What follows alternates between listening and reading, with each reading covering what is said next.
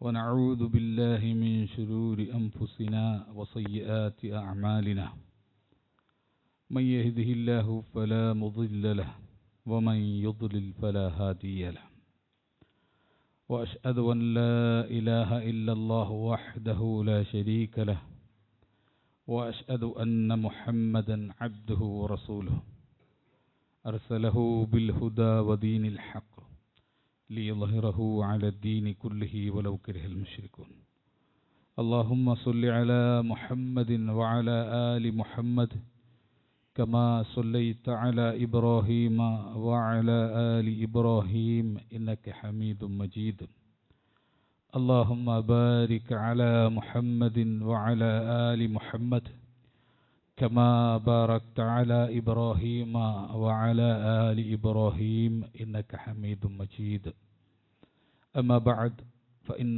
خير الحديث كتاب الله وخير الهدي هدي محمد صلى الله عليه وسلم وشر الأمور محدثاتها وكل محدثة بدعة وكل بدعة ضلالة وكل ضلالة في النار أعوذ بالله من الشيطان الرجيم يا أيها الذين آمنوا اتقوا الله حق تقاته ولا تموتن إلا وأنتم مسلمون يا أيها الناس اتقوا ربكم الذي خلقكم من نفس واحدة وخلق منها زوجها وبث منهما رجالا كثيرا ونساء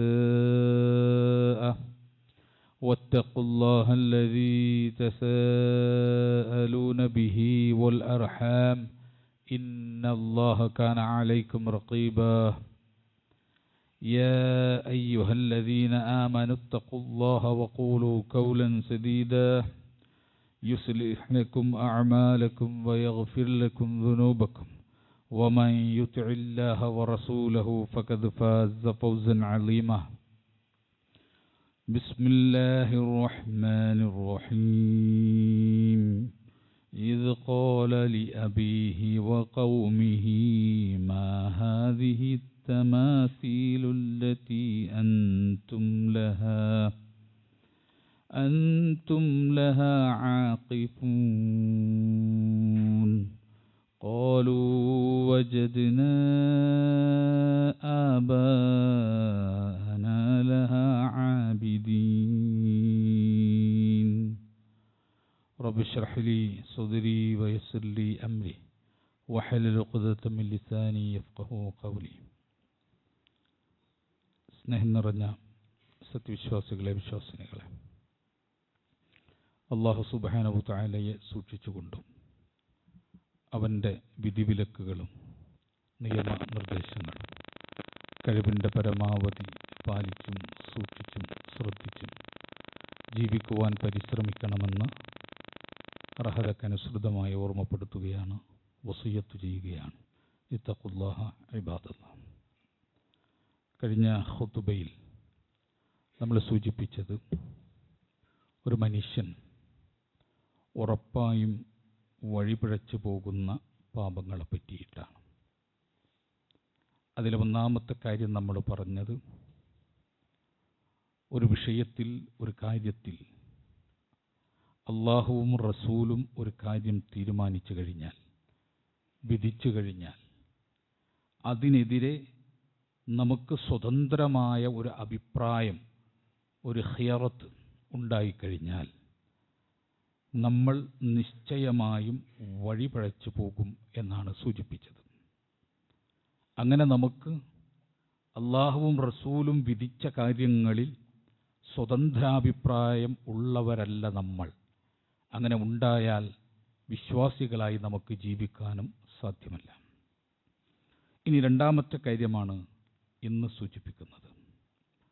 ഞാൻ ആമുഖമായി ഓതിവെച്ച ആയത്ത് സൂറത്ത് അംബിയയിൽ നമുക്ക് കാണാം. മഹാനായ ഇബ്രാഹിം നബി അലൈഹിസ്സലാമുമായി ബന്ധപ്പെട്ടുകൊണ്ട്, അദ്ദേഹത്തിൻ്റെ സമൂഹവുമായി ബന്ധപ്പെട്ട് വഴിപിഴവിൻ്റെ, നിശ്ചയമായും ഉറപ്പായും വഴികെട്ടു പോകുന്ന ഒരു തിന്മയെ അള്ളാഹു നമുക്കവിടെ പരിചയപ്പെടുത്തുകയാണ്. വലഖദ് ആതീന ഇബ്രാഹിം റുഷ്ദഹു, ഇബ്രാഹീമിന് നാം അദ്ദേഹത്തിൻ്റെ സന്മാർഗം തൻ്റെ ഇടം വ്യക്തമായി അദ്ദേഹത്തിന് നാം നൽകിയപ്പോൾ മിൻ ഖബ്ലു വകുന്ന ബിആലിമീൻ, മുൻപേ തന്നെ അദ്ദേഹത്തെപ്പറ്റി നമുക്ക് അറിവുള്ളതാണ്. മഹാനായ ഇബ്രാഹിം നബി അലൈഹി സ്വലാമിന് അള്ളാഹു നുബൂവത്ത് കൊടുത്തപ്പോൾ ഇദ് ഖാല ലി അബീഹി വ ഖൗമിഹി, അദ്ദേഹം തൻ്റെ പിതാവിനോടും ജനങ്ങളോടും പറഞ്ഞ സന്ദർഭം, മാ ഹാദിഹി തമാസീലു അല്ലതി അൻതും ലഹാ ആകിഫൂൻ, നിങ്ങൾ ഈ ഭജനമിരിക്കുന്ന ഈ വിഗ്രഹങ്ങൾ എന്താണ്? അദ്ദേഹം ചോദിച്ചു അദ്ദേഹത്തിൻ്റെ ജനതയോട്. ഖാലു, അവർ പറഞ്ഞു, വജദ്നാ ആബാഅനാ ലഹാ ആബിദീൻ, ഞങ്ങളുടെ പൂർവ്വ പിതാക്കന്മാർ ഇതിനെ ആരാധിക്കുന്നത് കണ്ടു, അതാണ് ഞങ്ങളും ആരാധിക്കുന്നതിൻ്റെ കാരണം. ഖാൽ, അദ്ദേഹം തിരിച്ച ജനതയോട് പറഞ്ഞു, ലഖദ് കുൻതും വ അൻതും വ ആബാഉകും ഫീ ളലാലിൻ മുബീൻ, നിശ്ചയമായിട്ട് നിങ്ങളും നിങ്ങളുടെ പിതാക്കന്മാരും വഴികേടിലാണ്, വ്യക്തമായിട്ടുള്ള വഴികേടിലാണ് എന്ന് അദ്ദേഹം സൂചിപ്പിച്ചു. നമുക്കിവിടെ എന്താണ് സംഭവിക്കുന്നത്? അല്ലാഹു സുബ്ഹാനഹു വ തആലയ്ക്ക് പുറമെ ചില വിഗ്രഹങ്ങളെ ആരാധിക്കുകയും അവർക്ക് മുമ്പിൽ ഭജനമിരിക്കുകയും ചെയ്യുന്ന തൻ്റെ പിതാവ് അടക്കമുള്ള ജനതയോട് മഹാനായ ഇബ്രാഹിം നബി അലൈഹി സ്വലാം ചോദിക്കുകയാണ്, എന്താണിത്? നിങ്ങൾ എന്തിനാണ് ഇതിനെ ആരാധിക്കുന്നത്, ഭജനമിരിക്കുന്നത് എന്ന് ചോദിക്കുമ്പോൾ അവർക്കുള്ള ഒരേ ഒരു മറുപടി, ഖാലു, അവർ പറഞ്ഞതെന്താ, വജദ്നാ ആബാഅനാ ലഹാ ആബിദീൻ, ഞങ്ങളുടെ പൂർവ്വ പിതാക്കന്മാർ ഇതിനെ ആരാധിക്കുന്നത് കണ്ടു, അതിൻ്റെ അപ്പുറം വേറൊന്നുമില്ല. ഈ നിലപാട് ഒരു മനുഷ്യനുണ്ടായിക്കഴിഞ്ഞാൽ ഇബ്രാഹിം നബി പറഞ്ഞതുപോലെ ലഖദ് കുൻതും വ അൻതും വ ആബാഉകും ഫീ ളലാലിൻ മുബീൻ, അവനും അവൻ്റെ പിതാക്കന്മാരും എല്ലാം പ്രത്യക്ഷമായിട്ടുള്ള തെളിഞ്ഞ വഴികേടിലായിരിക്കും നിശ്ചയമായിട്ടും എന്നത് അദ്ദേഹം പറഞ്ഞതിലുണ്ട്. ഈ നിലപാട് സ്വീകരിക്കാൻ വിശ്വാസിക്ക് പാടില്ല. മതപരമായ എന്ത് കാര്യവും വിശ്വാസി സ്വീകരിക്കുമ്പോൾ പ്രമാണമുണ്ടായിരിക്കണം. ഞങ്ങളുടെ പൂർവ്വ പിതാക്കന്മാർ പറഞ്ഞു, കാക്ക കാരണവന്മാർ പറഞ്ഞു, പണ്ഡിതന്മാർ പറഞ്ഞു, പുരോഹിതന്മാർ പറഞ്ഞു, ഇമാമിങ്ങൾ പറഞ്ഞു എന്ന് പറഞ്ഞിട്ട്, ഉലമാക്കൾ പറഞ്ഞു എന്ന് പറഞ്ഞിട്ട് സ്വീകരിക്കാൻ അള്ളാഹു വിശ്വാസിയെ അനുവദിച്ചിട്ടില്ല. മതപരമായ കാര്യങ്ങൾ വിശ്വാസികൾ സ്വീകരിക്കേണ്ടത് പ്രമാണത്തിൽ നിന്നാണ്. വിശുദ്ധ ഖുർആൻ പല സ്ഥലത്തും പ്രമാണങ്ങളിലേക്ക് വിളിക്കുമ്പോൾ കുതറി മാറുന്ന ജനങ്ങളെ വിശുദ്ധ ഖുർആൻ പരിചയപ്പെടുത്തിയിട്ടുണ്ട്. വഇദാ ഖീല ലഹും ഇത്തബിഊ മാ അൻസലല്ലാഹ്, അല്ലാഹു അവതരിപ്പിച്ചതിലേക്ക് നിങ്ങൾ വരൂ, അതിനെ നിങ്ങൾ പിൻപറ്റൂ എന്നവരോട് പറഞ്ഞാൽ ഖാലു, അവർ പറയും, ബൽ നത്തബിഉ മാ വജദ്നാ അലൈഹി ആബാഅനാ, അല്ല, ഞങ്ങളുടെ പൂർവ്വ പിതാക്കന്മാർ എന്താണോ കണ്ടത് അതാണ് ഞങ്ങൾ പിൻപറ്റാൻ പോകുന്നത്. അവലൗ കാന ശൈത്വാനു യദ്ഊഹും ഇലാ അദാബിസ് സഗീർ, ഖുർആൻ ആ ആളുകളോട് ചോദിച്ച ചോദ്യമാണിത്. അവലൗ കാന ശൈത്വാനു യദ്ഊഹും ഇലാ അദാബിസ് സഈർ, കത്തിജ്വലിക്കുന്ന നരകത്തിലേക്ക് നിങ്ങളുടെ പൂർവ്വ പിതാക്കന്മാരെ കൊണ്ട് ശൈത്താൻ പോകുമ്പോഴും ആ പിതാക്കന്മാരുടെ മാർഗം പിടിച്ചിട്ടാണോ നിങ്ങൾ പോകുന്നത് എന്ന് ഖുർആൻ ചോദിക്കണം. ഇത് മുനാഫിക്കുകളെ പറ്റിയിട്ട് കാണാം, മുശ്രിക്കുകളെ പറ്റിയിട്ട് കാണാം, അഹ്ലി കിതാബിനെ പറ്റിയിട്ട് കാണാം. അല്ലാഹ് അവതരിപ്പിച്ചതിലേക്ക് വാ എന്ന് പറഞ്ഞാൽ പ്രമാണങ്ങളിലേക്ക് വാ, കിതാബുള്ളയിലേക്ക് വാ എന്ന് വിളിക്കപ്പെട്ടാൽ പിന്തിരിഞ്ഞ് നടക്കും. ഒരു ന്യായം പറയും, എന്താ, ഞങ്ങളുടെ പാരമ്പര്യമാണിത്, ഞങ്ങളുടെ പൂർവ്വ പിതാക്കന്മാരുടെ സ്വഭാവമാണിത്, ഞങ്ങളുടെ കാലങ്ങളായിട്ടുള്ള ആചാരമാണ്, അനുഷ്ഠാനമാണ്. ഈ മറുപടി അല്ലാഹു സുബ്ഹാനഹു വ തആല വഴിപഴക്കുന്നവന്റെ മറുപടിയായിട്ടാണ് അല്ലാഹു പഠിപ്പിച്ചത്. മാത്രമല്ല ഇതിൻ്റെ അറ്റം എന്ന് പറഞ്ഞാൽ പണ്ഡിതന്മാരെയും പുരോഹിതന്മാരെയും ഒക്കെ ഇങ്ങനെ തൊണ്ട തൊടാതെ സ്വീകരിക്കുന്ന നിലപാട് അതിൻ്റെ അവസാനം ശിർക്കിലേക്ക് വരെ എത്തും എന്ന് വിശുദ്ധ ഖുർആൻ സൂചിപ്പിക്കുക. ഖുർആനിൽ ഒരു ആയത്ത് കാണാം, ഖുർആനിൽ സൂറത്തു തൗബയിൽ നിങ്ങൾക്ക് കാണാം, അല്ലാഹു സുബ്ഹാനഹു വ തആല പറഞ്ഞു, ഇത്തഖദൂ അഹ്ബാറഹും വ റുഹ്ബാനഹും അർബാബ മിൻ ദൂനില്ലാഹ്. യഹൂദ നസാറാക്കളെ പറ്റി പറയുമ്പോൾ ഖുർആൻ പറയാ, ഇത്തഖദൂ, അവർ സ്വീകരിച്ചു, അഹ്ബാറഹും വറുഹ്ബാനഹും അർബാബം മിൻ ദൂനില്ലാഹ്. പടച്ചവന് പുറമെ പണ്ഡിതന്മാരെയും പുരോഹിതന്മാരെയും റബ്ബുകളായി സ്വീകരിച്ചു. അള്ളാന്റെ പ്രയോഗം അങ്ങനെയാണ്. യഹൂദ നസാറാക്കൾ അള്ളാഹ്ക്ക് പുറമെ പണ്ഡിതന്മാരെയും പുരോഹിതന്മാരെയും റബ്ബുകളായി സ്വീകരിച്ചു, റബ്ബായിട്ട് സ്വീകരിച്ചു. ഈ ആയത്തുമായി ബന്ധപ്പെട്ട് ഹദീസുകളിൽ കാണാം, ആദ്യം നസാറാക്കളിൽ ആയിരുന്ന പിന്നെ അദീ ഇബ്നു ഹാത്തിം റളിയല്ലാഹു അൻഹു ഖദിമ അദീ ഇബ്നു ഹാത്തിം റളിയല്ലാഹു അൻഹു അല നബി സ്വല്ലല്ലാഹു അലൈഹി വസല്ലമ വഹുവ നസ്രാനിയുൻ. നസ്രാനിയായിരുന്ന അദീ ഇബ്നു ഹാത്തിം റളിയല്ലാഹു അൻഹു നബി സല്ലല്ലാഹു അലൈഹി വസല്ലമയുടെ അടുത്ത് വന്നപ്പോൾ ഫസമിഅഹു യഖറഉ ഹാദിഹിൽ ആയ, നബി ഈ ആയത്താണ് ഓതിയത്. അദ്ദേഹം നസാറാക്കളിൽപ്പെട്ട ആളായിരുന്നു. അദ്ദേഹം ഇസ്ലാം സ്വീകരിച്ച് നബിനെ കാണാൻ വന്ന സമയത്ത് റസൂലുള്ളാഹി സ്വല്ലല്ലാഹു അലൈഹി വസല്ലം അദ്ദേഹത്തെ കണ്ടുമുട്ടിയ സമയത്ത് ഓതിയത് ഏതാണ്? ഇത്തഖദു അഹ്ബാറഹും വറുഹ്ബാനഹും അർബാബൻ മിൻ ദൂനില്ലാഹ് വൽ മസീഹ ഇബ്നു മറിയം വമാ ഉമിറു ഇല്ലാ ലിയഅ്ബുദു ഇലാഹൻ വാഹിദ ലാ ഇലാഹ ഇല്ലാ ഹുവ സുബ്ഹാനഹു അമ്മാ യുശ്രികൂൻ എന്ന് പറയുന്ന വിശുദ്ധ ഖുർആനിലെ സൂറത്തു തൗബയിലെ 31-ാമത്തെ ഈ ആയത്ത് ഓതി. പണ്ഡിത പുരോഹിതന്മാരെ നസാറാക്കൾ എന്ത് ചെയ്തു? യഹൂദന്മാർ എന്ത് ചെയ്തു?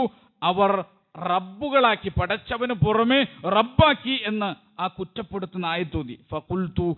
ഫഖുൽതു ലഹു, ഞാൻ നബിനോട് ചോദിച്ചു, ഇന്നാ ലസ്നാ നഅ്ബുദുഹും, നിശ്ചയമായിട്ട് നബിയെ ഞങ്ങൾ അവരെ ആരാധിക്കുന്നൊന്നുമില്ലല്ലോ, പിന്നെ എന്തുകൊണ്ടാണ് റബ്ബാക്കി എന്ന് പറഞ്ഞത്? റസൂലുള്ളാഹിന്റെ ഒരു മറുപടി നമ്മൾ എഴുതി വെച്ചോളണം. റസൂലുള്ള പറഞ്ഞ മറുപടി നമ്മുടെ ഹൃദയങ്ങളിൽ നമ്മൾ കൊത്തിവെച്ചോളണം. ഖാൽ, അവിടുന്ന് പറഞ്ഞു, അലൈസ യുഹർരിമൂന മാ അഹല്ലല്ലാഹ്, അല്ലാഹു സുബ്ഹാനഹു തആല ഹലാലാക്കിയ കാര്യം അവർ ഹറാമാക്കി കഴിഞ്ഞാൽ ഫതുഹർരിമൂനഹു, നിങ്ങളത് ഹറാമായി സ്വീകരിക്കില്ലേ? വയുഹല്ലൂന മാ ഹറമല്ലാഹ്, അല്ലാഹു ഹറാമാക്കിയ ഒരു കാര്യം ആ പണ്ഡിതന്മാർ ഹലാലാണെന്ന് പറഞ്ഞാൽ ഫതുഹല്ലൂനഹു, നിങ്ങളത് ഹലാലായി സ്വീകരിക്കില്ലേ? ഖുൽതു, അദ്ദേഹം പറഞ്ഞു, ബല, അത് ശരിയാണ്, ഞങ്ങളത് സ്വീകരിക്കും. ഖാൽ, റസൂലുള്ളാഹിന്റെ മറുപടി, ഫതിൽക ഇബാദത്തുഹും, അതാണ് അവർക്കുള്ള ഇബാദത്ത്, അവർക്കുള്ള ആരാധന. അല്ലാതെ അല്ലാഹുവിന് പുറമെ സ്രഷ്ടാവാണെന്ന് വിചാരിച്ചത് കൊണ്ടല്ല, അല്ലാഹുവിന് പുറമെ റാസിഖാണെന്നോ ഖാലിഖാണെന്നോ ഒന്നും വിചാരിച്ചത് കൊണ്ടല്ല, മറിച്ച് ആ പണ്ഡിതന്മാർ ഹലാലാക്കുന്നത്, അല്ലാഹ് ഹറാമാക്കിയ ഒരു കാര്യം ആ പണ്ഡിതന്മാർ ഹലാലാക്കിയാൽ നിങ്ങൾ അത് ആ പണ്ഡിതന്മാർ വെച്ച വിധി സ്വീകരിക്കും. അവർ അല്ലാഹു ഹറാമാക്കിയതോ ഹലാലാക്കിയതോ കാര്യം മാറ്റിമറിച്ചാൽ നിങ്ങൾ അത് സ്വീകരിക്കും. ആ സ്വീകരിക്കുന്ന നിലപാടാണ് ശിർക്ക്, അവർക്കുള്ള ഇബാദത്ത് എന്ന് റസൂലുള്ളാഹി സ്വല്ലല്ലാഹു അലൈഹി വസല്ലം അദീ ഇബ്നു ഹാത്തിം റളിയല്ലാഹു പഠിപ്പിച്ചു കൊടുക്കുക. ലോകത്ത് എത്ര വലിയ പണ്ഡിതം പറഞ്ഞാലും സ്വീകരിക്കാൻ പാടില്ല. നമ്മ പിഴക്കാതിരിക്കണമെങ്കിൽ ശരിക്കും മനസ്സിലാക്കിക്കോ, ഖുർആൻ എടുത്തിട്ട് നിങ്ങൾ അത് 2 ചട്ടക്കുള്ളിൽ സൂറത്തുൽ ഫാത്തിഹ മുതൽ നാസ് വരെ കിടക്കാണ്. എവിടെയെങ്കിലും മതപരമായ കാര്യം അന്ധമായി പണ്ഡിതന്മാരെ പിൻപറ്റണം എന്ന് പറഞ്ഞിട്ടില്ല. പണ്ഡിതന്മാരോട് ചോദിച്ച് പഠിക്കണം എന്ന് പറഞ്ഞിട്ടുണ്ട്, പണ്ഡിതന്മാരെ ഉപയോഗിക്കണം എന്ന് പറഞ്ഞിട്ടുണ്ട്, അവരിൽ നിന്ന് അറിവ് സ്വീകരിക്കണം എന്ന് പറഞ്ഞിട്ടുണ്ട്. പക്ഷേ ഒരു പണ്ഡിതൻ മതപരമായ ഒരു വിധി പറഞ്ഞാൽ അത് പിന്നെ തെളിവ് നോക്കലില്ല, അതിനെ സംബന്ധിച്ച് അന്വേഷിക്കലില്ല, അപ്പടി സ്വീകരിക്കുന്ന പ്രവണത അത് ഇസ്ലാം വഴി പിഴച്ചവന്റെ സ്വഭാവമായി പരിചയപ്പെടുത്തിയതാണ്. അത് നോക്കൂ, കേരളത്തിൽ ഒരു പണ്ഡിതൻ വിളിച്ചു പറഞ്ഞു, എന്ത് പറഞ്ഞു? ഒരു മുടി 1/2 സെന്റിമീറ്റർ വളർന്നു. നിങ്ങൾ ആലോചിച്ച് നോക്കുക, ആ മുടി റസൂലുള്ളാഹി സ്വല്ലല്ലാഹു അലൈഹി വസല്ലമിന്റെ മുടിയാണെന്നാണ് അയാൾ പറയുന്നത്. അത് റസൂലുള്ളാഹിന്റെ മുടിയാണ് എന്ന് തെളിയിക്കാൻ, റസൂലുള്ളാഹി സ്വല്ലല്ലാഹു അലൈഹി വസല്ലമയുടെ മുടിയാണ് എന്ന് തെളിയിക്കാൻ ഒരു ഹുജ്ജത്തുമില്ല, ഒരു ബുർഹാനുമില്ല, ഒരു പ്രമാണമില്ല, തെളിവില്ല. എന്നിട്ടോ ഏതോ മുടിയെപ്പറ്റി റസൂലുള്ളാഹിയുടെ മുടി എന്ന് വിശ്വസിക്കുന്നു, ഇനിയോ അത് വളർന്നുകൊണ്ടിരിക്കുന്നു വിശ്വസിക്കുന്നു. ആലോചിച്ച് നോക്കൂ, ഇത് ചെറിയ പ്രശ്നമല്ലേ? അവർക്കിടയിലെ പ്രശ്നമല്ലേ? അല്ല, ഇത് വിശ്വാസികളെ സംബന്ധിച്ച് അവർ മനസ്സിലാക്കണം. ലോകത്തെ എത്ര വലിയ പണ്ഡിതനായാലും അയാൾ പറയുന്ന കാര്യത്തിന് പ്രമാണം വെക്കാതെ സ്വീകരിക്കുക എന്നത് അള്ളാഹു നമുക്ക് അനുവദിച്ചിട്ടില്ല. എന്തു പറയണമെങ്കിലും ആയത്തോതണം, ഹദീസ് ഓതണം. ആയത്തോതാതെ ഹദീസ് ഓതാതെ തങ്ങളുടെ തത്വം പറയുന്നവർ വഴിപഴച്ചവരാണ്, ഉറപ്പിച്ചോളണം. നമ്മൾ വിശുദ്ധ ഖുർആനിൽ നിന്ന് ആയത്തോതാതെ എനിക്ക് തോന്നിയ ഒരു തത്വം ഞാൻ സംസാരിക്കുകയാണെങ്കിൽ വഴികെട്ടവനാണ് ഞാൻ എന്നതിൻ്റെ തെളിവാണത്. റസൂലുള്ളാഹിന്റെ ഒരു ഹദീസ് വെക്കാതെ ഏതെങ്കിലും മതപരമായ വിഷയങ്ങളിൽ ഞാൻ സംസാരിച്ചു കഴിഞ്ഞാൽ, ഞാൻ പ്രവർത്തിച്ചു കഴിഞ്ഞാൽ ഏറ്റവും വഴികെട്ടവനാണ് ഞാനെന്ന് നിങ്ങൾക്ക് തിരിച്ചറിയാനുള്ള അടയാളമാണത്. എൻ്റെ സംസാരത്തിൽ ഞാൻ പറയുന്ന കാര്യത്തിന് ആയത്തോതുന്നില്ലേ? ഞാൻ പറയുന്ന കാര്യത്തിന് ഹദീസുകൾ ഞാൻ ഉദ്ധരിക്കുന്നില്ലേ? ഇല്ല എങ്കിൽ ഞാനാണ് ഏറ്റവും ളലാലത്തിൽപ്പെട്ട മനുഷ്യൻ എന്ന് നിങ്ങൾ തിരിച്ചറിയണം. ഇത് ഇസ്ലാം പഠിപ്പിക്കുന്ന കാര്യമാണ്. ലോകത്ത് മുൻകഴിഞ്ഞ സമുദായങ്ങൾ മുഴുവൻ പഴച്ചു പോയത് ഇത് സ്വീകരിക്കാത്തതുകൊണ്ടാണ്. നസാറാക്കൾ സ്വീകരിച്ചില്ല, അഹ്ലുൽ കിതാബിൽപ്പെട്ട ഒരു കക്ഷിയും സ്വീകരിച്ചില്ല. അവർ പുരോഹിതന്മാർക്ക് പിറകിലായിരുന്നു, പണ്ഡിതന്മാർക്ക് പിറകിലായിരുന്നു.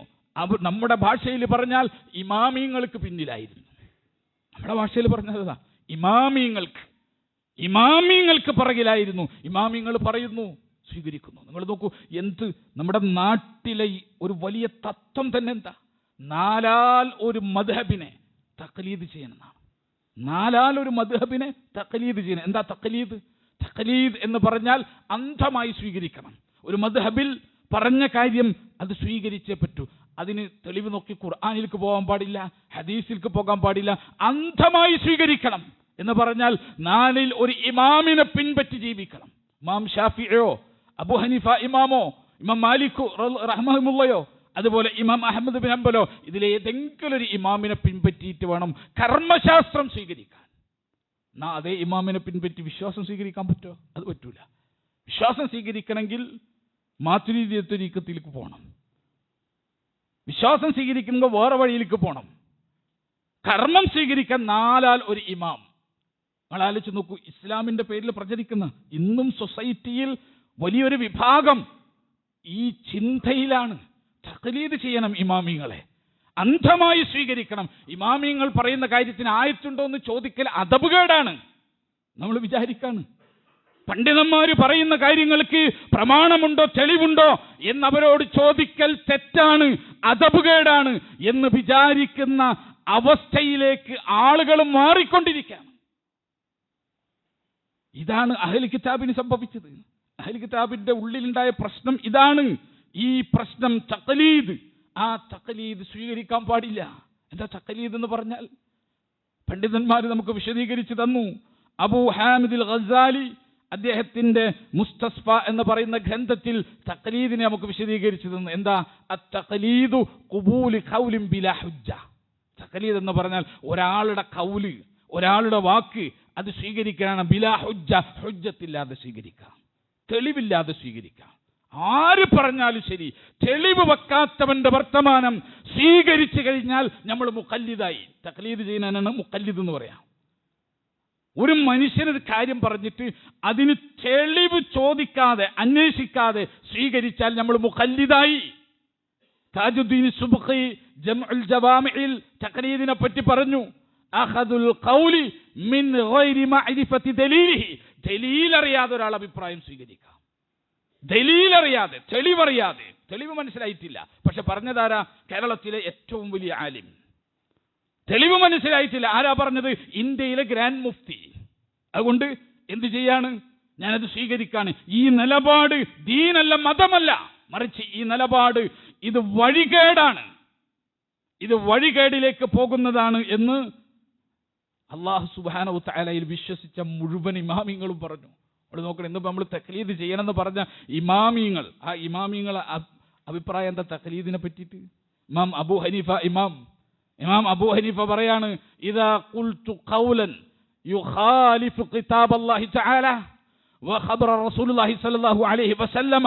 ഇദാ ഖുൽതു ഖൗലൻ, ഞാനൊരു വാക്ക് പറഞ്ഞിട്ട്, ഇമാം അബൂ ഹനീഫ പറയാം, ഞാനൊരു വാക്ക് പറഞ്ഞിട്ട് ആ വാക്കുണ്ടല്ലോ യുഖാലിഫു കിതാബല്ലാഹ്, അള്ളാന്റെ കിതാബിന് എതിരായി പോയി, വഖബറ റസൂലുള്ളാഹി സ്വല്ലല്ലാഹു അലൈഹി വസല്ലമ, അല്ലെങ്കിൽ റസൂലുള്ളാഹിയിൽ നിന്ന് വന്ന ഒരു ഖബറിന്, ഒരു വർത്തമാനത്തിന് എതിരായി പോയി കഴിഞ്ഞാൽ ഫത്റുഖൂ ഖൗലി, എൻ്റെ വാക്ക് നിങ്ങൾ ഉപേക്ഷിച്ച് കളയുക, നിങ്ങൾ സ്വീകരിക്കല്ലേ.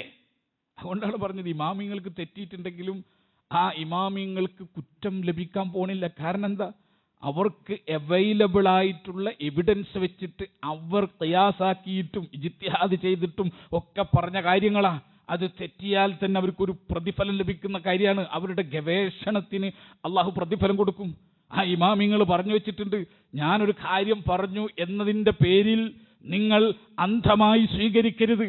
അള്ളാഹിൻ്റെ കിതാബ് പരിശോധിക്കുമ്പോൾ, റസൂലുള്ളാഹിൻ്റെ ഹദീസുകൾ പരിശോധിക്കുമ്പോൾ നിങ്ങൾ അതിന് ഞാൻ പറഞ്ഞതിന് എതിര് കണ്ടു കഴിഞ്ഞാൽ ഫത്റുഖൂ ഖൗലി, എൻ്റെ വാക്കിനെ നിങ്ങൾ വലിച്ചെറിഞ്ഞേക്കണം, ഉപേക്ഷിച്ചേക്കണം.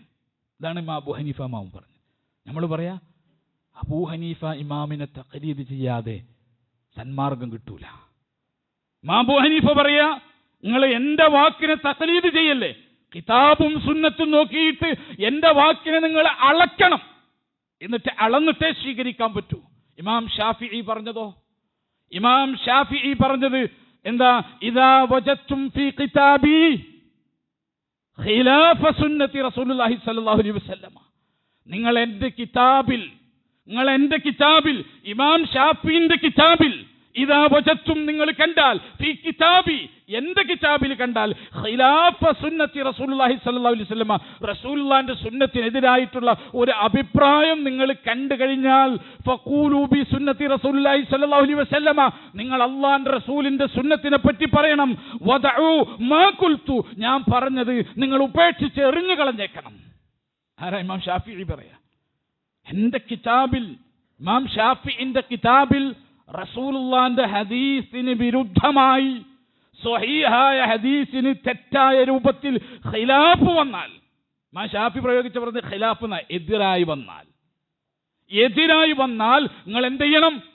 എന്നെ തഖ്ലീദ് ചെയ്യണം എന്നാണോ പറഞ്ഞത്?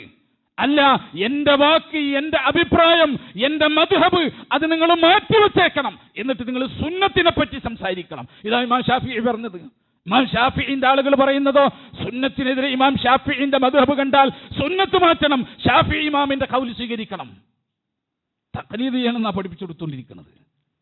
നിങ്ങൾ ആലോചിച്ച് നോക്ക്, ഈ രണ്ടാളും, ഇമാം അബൂ ഹനീഫ ഇമാമായാലും ഇമാം മാലിക് ഇമാം ഷാഫിഈ ആയാലും, ഈ രണ്ടു പേരായാലും മഹാപണ്ഡിതന്മാരാണ്, പക്ഷേ മനുഷ്യനാണ്. വഹീ ലഭിക്കാത്ത ഒരാൾക്കും തെറ്റുപറ്റാതിരിക്കുക. ആരും മഹ്സൂമുകളല്ല, അമ്പിയാക്കന്മാരല്ലാത്ത ആരും മഹ്സൂമുകളല്ല, സ്വഹാബത്ത് വരെയല്ല. പിന്നെ എങ്ങനെ ഇമാമിങ്ങളാവുക? സ്വഹാബത്തിന് തെറ്റൂലേ? സ്വഹാബത്തിന് അബദ്ധം പറ്റില്ലേ? അമ്പിയാക്കന്മാർക്ക് മാത്രമാണ് അബദ്ധം പറ്റാത്തത്. എന്തുകൊണ്ടാ? അല്ലാഹു സുബ്ഹാനഹു വ തആല അവർക്ക് ഇസ്മത്ത് കൊടുത്തിട്ടുണ്ട്, അവരെ സുരക്ഷിതത്വം കൊടുത്തിട്ടുണ്ട്. അവർ പാപങ്ങളും തെറ്റുകളും അബദ്ധങ്ങളും ചെയ്യാതെ അവർ അള്ളാഹു പ്രൊട്ടക്ട് ചെയ്യും. പക്ഷേ വേറൊരു മനുഷ്യനത് കൊടുത്തിട്ടില്ല. അതുകൊണ്ട് തെറ്റാത്തത് അമ്പിയാക്കൾക്ക് മാത്രം. വഹീന്റെ അടിസ്ഥാനത്തിൽ അവർ സംസാരിക്കൂ, വഹീ അല്ലാത്തത് അവർ പറയില്ല. നമുക്ക് വഹീയില്ല, അതുകൊണ്ട് തന്നെ പഠിച്ചു പറയുമ്പോൾ തെറ്റും. അത് മനസ്സിലാക്കണം. നമ്മളൊരു സുബഹി നമസ്കാരത്തിന് ഹനഫി മദ്ഹബിൽ ഖുനൂത്തില്ല, സുബഹിക്ക്. ഷാഫിഈ മദ്ഹബിൽ ഖുനൂത്തുണ്ട്. നിങ്ങൾ ആലോചിക്കുക, ഇത് ഈ നാട്ടിൽ നടക്കുന്നു. രണ്ട് പള്ളികളിൽ, ഒരു പള്ളിയിൽ സുബഹിക്ക് ഖുനൂത്ത്, മറ്റൊരു പള്ളിയിൽ സുബഹിക്ക് ഖുനൂത്തില്ല. ഖുനൂത്ത് ഓതുന്നവർ പറയുന്നു ഇത് സുന്നത്താണ്, ഖുനൂത്ത് ഓതാൻ പാടില്ലാത്തവർ പറയുന്നു ഇതും സുന്നത്താണ്. നിങ്ങൾ ആലോചിക്കുക, ഇവിടെ നമ്മൾ എന്ത് തീരുമാനിക്കണം? അപ്പൊ നമ്മൾ തീരുമാനിച്ചത് എന്താ? ഷാഫി മദ്ഹബുകാരനാണോ ഖുനൂത്ത് ഓതിക്കോ, ഹനഫി മദ്ഹബുകാരനാണോ ഖുനൂത്ത് ഓതണ്ട. നിങ്ങൾ ആലോചിക്കുക, ഇത് ദീനാണ്. ഈ ദീനിൽ സുബഹിന് ഖുനൂത്തുണ്ടോ ഇല്ലേ? ദീനിനൊരു അഭിപ്രായം ഉണ്ടാവില്ലേ? ഖുനൂത്തുണ്ട് എന്ന് പറയപ്പെട്ട മുഴുവൻ ഹദീസുകളും ദഈഫാണ്. അതുകൊണ്ടാ ഇമാം അബൂ ഹനീഫ ഇമാം അത് തള്ളിയത്. ഇമാം ഷാഫിഈക്ക് അതിന്റെ ദുഅഫ് മനസ്സിലായില്ല. അല്ലാതെ ദഈഫായ ഹദീസ് പറക്കിയെടുത്തിട്ട് ഇമാം ഷാഫി സ്വീകരിച്ചതല്ല. മറിച്ച് ഇമാം ഷാഫിഈക്ക് അദ്ദേഹത്തിന് അതിന്റെ ദുഅഫ് മനസ്സിലായില്ല. അതിലെ റാവിമാർ, റിപ്പോർട്ട് ചെയ്ത ആളുകൾ, പരമ്പരയിലുള്ള ആളുകൾ, അവരുടെ ന്യൂനത മനസ്സിലായില്ല. സ്വാഭാവികമാണ്. 5 or 6 പേരുണ്ടാകും. സ്വഹാബിയിൽ നിന്ന് താബിഈ, താബിയിൽ നിന്ന് തബഉ താബിഈ, അവരിൽ നിന്ന് പിന്നെ അടുത്ത തലമുറ, അവരിൽ നിന്ന് ഇമാം ഷാഫിഈ. ഇതിൽ പിന്നെ ഈ പറഞ്ഞ കൂട്ടത്തിൽ ആർക്കെങ്കിലും ന്യൂനത ഉണ്ടാകും. എന്തായിരിക്കും ചിലപ്പോൾ ന്യൂനത? മറവിയുള്ള ആളാകാം. കാര്യങ്ങൾ അവ്യക്തമായി പോകുന്ന ആളാകാം, പറഞ്ഞ കാര്യങ്ങളിൽ ഓർമ്മയില്ലാത്ത മനുഷ്യനാകാം. ഇതൊക്കെ ഹദീസ് സ്വീകരിക്കുന്നതിന് മാനദണ്ഡാണ്. ഒരു പക്ഷേ ചില ഇമാമിയങ്ങൾ ചില റാവിമാരെ പറ്റി ഏറ്റവും വിശ്വസ്തരാണ് എന്ന് പറഞ്ഞിട്ടുണ്ടാവും.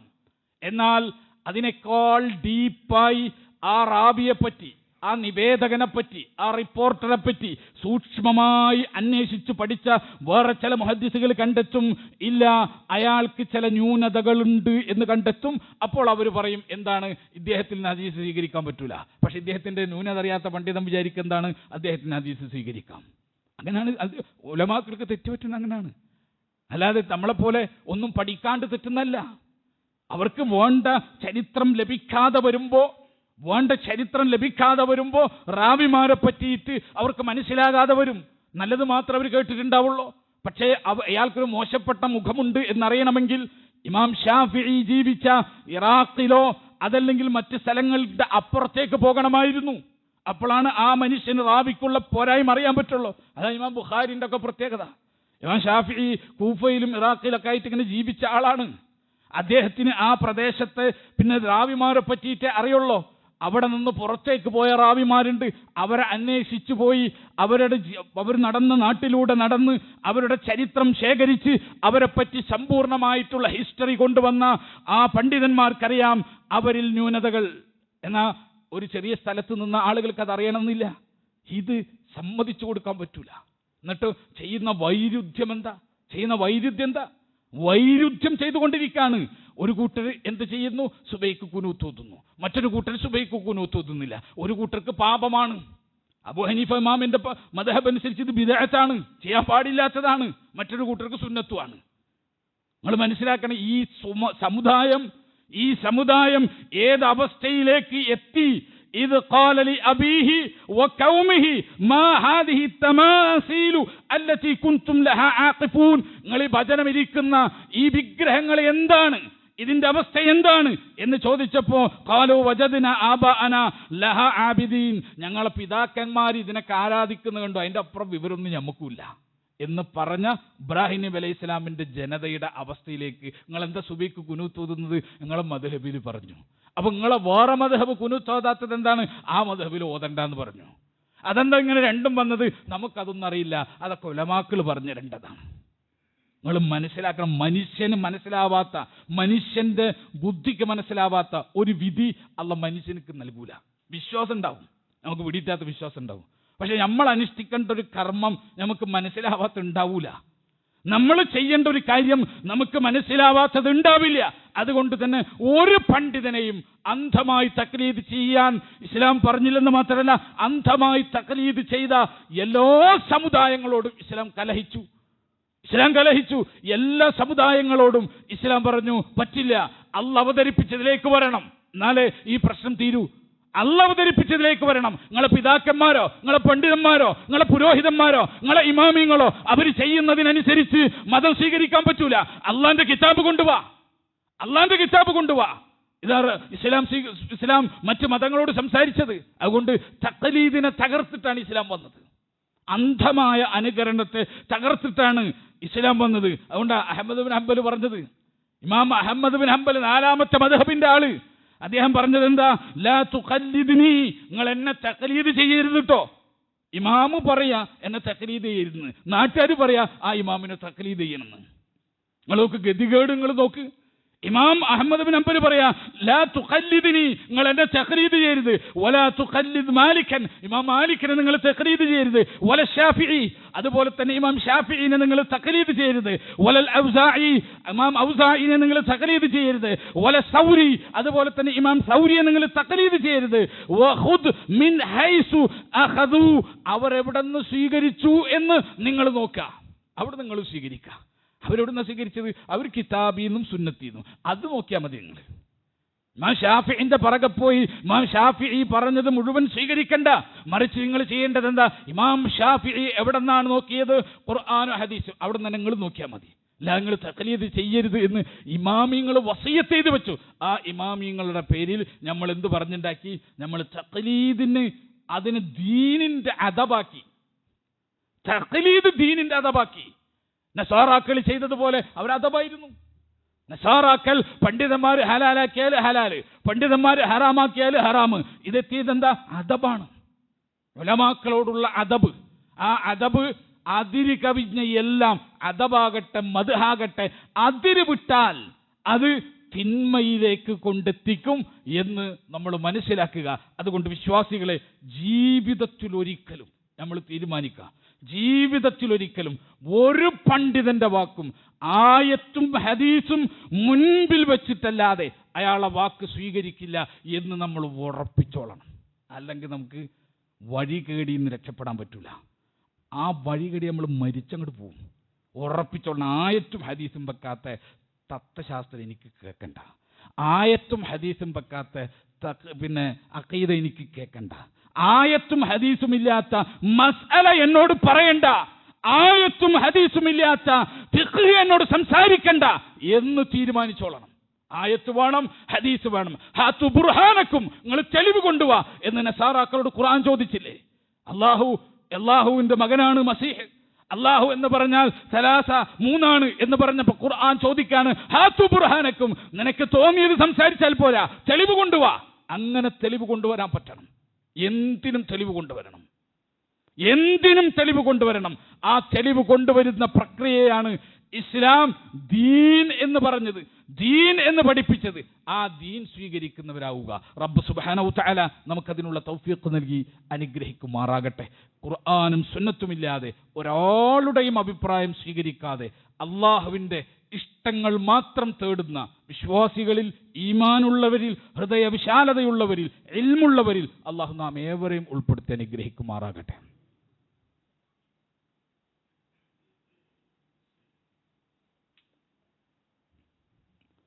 അൽഹംദുലില്ലാഹ് ഹംദൻ കസീറൻ ത്വയ്യിബൻ മുബാറകൻ ഫീഹി വസ്സലാത്തു വസ്സലാമു അലാ ഖാതമിൽ അംബിയാഇ വൽ മുർസലീൻ നബിയ്യിനൽ ഹബീബി മുഹമ്മദിൻ വഅലാ ആലിഹി വസഹ്ബിഹി അജ്മഈൻ. അമ്മാ ബഅദ്. ഇത്തഖുല്ലാഹ ഇബാദല്ലാഹ്. സ്നേഹം നിറഞ്ഞ സത്വിശ്വാസികളെ, വിശ്വാസിനികളെ, അല്ലാഹു സുബ്ഹാനഹു തആലയെ സൂക്ഷിച്ചുകൊണ്ട് ജീവിക്കണമെന്ന് ഒരിക്കൽ കൂടി അർഹതക്കനുസൃതമായി ഓർമ്മപ്പെടുത്തുകയാണ്, വസിയ്യത്ത് ചെയ്യുകയാണ്. ഒരു വിശ്വാസിയെ സംബന്ധിച്ച് ഉറപ്പായും പിഴച്ചു പോകും, വഴി തെറ്റിപ്പോകും, നശിച്ചു പോകും എന്ന് അള്ളാഹുവും റസൂലും പഠിപ്പിച്ച ഏതാനും ചില കാര്യങ്ങൾ നിങ്ങളെ ശ്രദ്ധയിൽപ്പെടുത്താനാണ് ഉദ്ദേശിക്കുന്നത്. ഇൻഷാ അല്ലാഹ് അടുത്ത ഖുത്ബകളിൽ വേറെയും ചില കാര്യങ്ങൾ കൂടി സൂചിപ്പിക്കുക. അള്ളാഹു തൗഫീഖ് നൽകി അനുഗ്രഹിക്കുമാറാകട്ടെ. സഹോദരങ്ങളെ, മുസ്ലിം സൊസൈറ്റിയെ പറ്റി, അങ്ങേയറ്റം മുസ്ലിം സൊസൈറ്റിക്ക്, സമൂഹത്തിന് ലോകാടിസ്ഥാനത്തിൽ തന്നെ വളരെ പ്രയാസവും ദുഃഖവും സമ്മാനിക്കുന്ന സാമൂഹിക അന്തരീക്ഷമാണ് നിലനിന്നുകൊണ്ടിരിക്കുന്നത്. നമുക്കറിയാം, ഫലസ്തീനിലെ പാവപ്പെട്ട മനുഷ്യരെ അവരുടെ മണ്ണും വിണ്ണും തട്ടിയെടുത്ത് അവരെ തുല്യതയില്ലാത്ത വിധത്തിൽ ഉപദ്രവിച്ചു കൊണ്ടിരിക്കുന്ന രാജ്യം മറ്റു മുസ്ലിം നാടുകളിലേക്ക് കൂടി അതിൻ്റെ ആക്രമണം കൊണ്ടുപോവുകയാണ്. ഒരു മര്യാദയുമില്ല.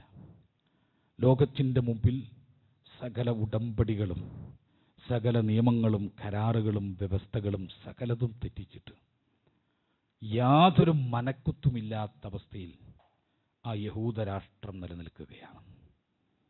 അല്ലാഹു സുബ്ഹാനഹു തആല യഹൂദൻ്റെ നെഞ്ചിനെപ്പറ്റി പറഞ്ഞത് വിശുദ്ധ ഖുർആനിലുണ്ട്. കൽ ഹിജാറ എന്നാണ് ആദ്യം പറഞ്ഞത്. പാറ പോലെയാണ്, കല്ല് പോലെയാണ്. എന്നിട്ട് അല്ലാഹു സുബ്ഹാനഹു തആല പറഞ്ഞു, അല്ല, പാറയാണെങ്കിൽ അത് പൊട്ടിച്ചാൽ വെള്ളം വരുമല്ലോ. അശദ്ദു ഖസ്വ, അതിനേക്കാൾ കഠിനമാണ് അവൻ്റെ നെഞ്ച് എന്ന് അല്ലാഹു സുബ്ഹാനഹു തആല അവനെ പടച്ച റബ്ബ് പഠിപ്പിച്ചു. അള്ളാൻ്റെ ഒരു പ്രയോഗം നമുക്ക് ബോധ്യപ്പെടുകയാണ്.